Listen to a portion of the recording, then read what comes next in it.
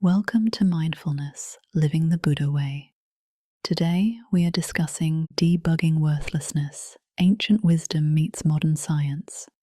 Have you ever felt like you just don't matter? Like no matter what you do, you're just worthless? Here's something that might surprise you. Studies show that 85% of people report experiencing intense feelings of worthlessness at some point in their lives. Yet Buddhist wisdom suggests this universal experience is actually just a glitch in our perception. That's such a powerful way to reframe something so many of us struggle with. Almost like we're all walking around with distorted mental software. And what's fascinating is how this ancient Buddhist approach aligns perfectly with modern neuroscience.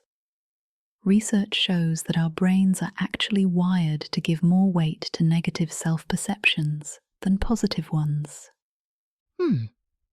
So how do we actually start debugging this mental software? Well, the Buddhist teaching offers something surprisingly practical.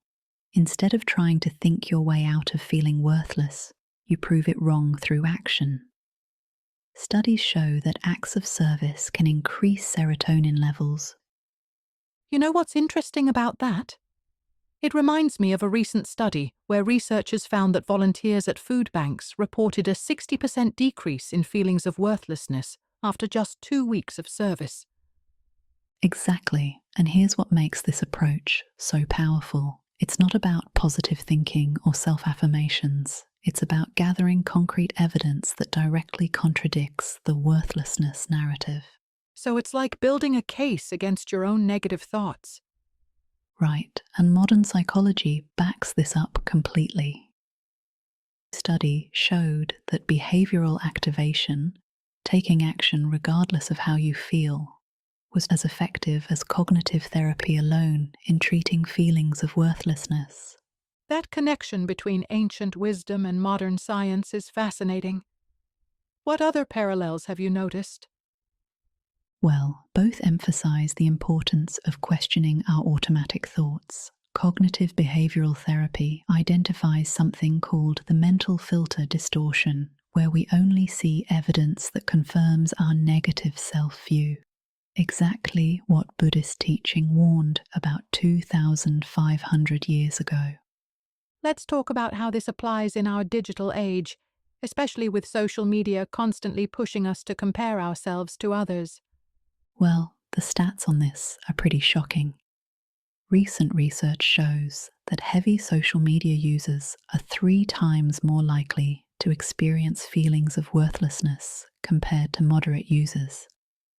That really puts our modern context into perspective.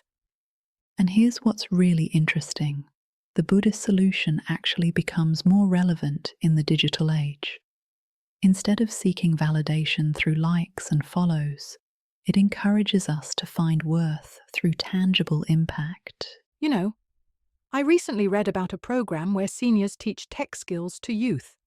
The participants reported a 70% reduction in feelings of worthlessness after just 1 month. That's exactly the kind of evidence-based approach we're talking about.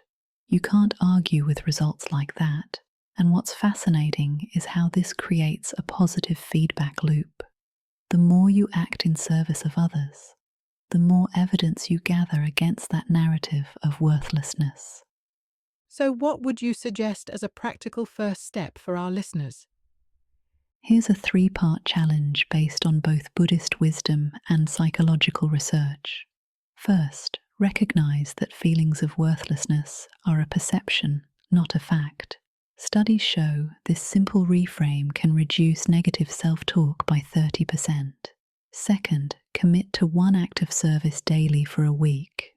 Third, document the concrete impact of your actions.